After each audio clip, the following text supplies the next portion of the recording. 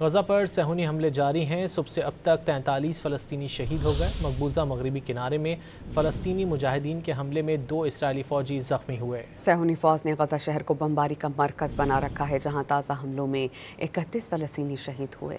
غزہ پر صہیونی حملے جاری ہیں۔ صبح سے اب تک 43 فلسطینی شہید ہو گئے۔ مقبوضہ مغربی کنارے میں فلسطینی مجاہدین کے حملے میں 2 اسرائیلی فوجی زخمی ہوئے۔ صہیونی فوج نے غزہ شہر کو بمباری کا مرکز بنا رکھا ہے، جہاں تازہ حملوں میں 31 فلسطینی شہید ہوئے۔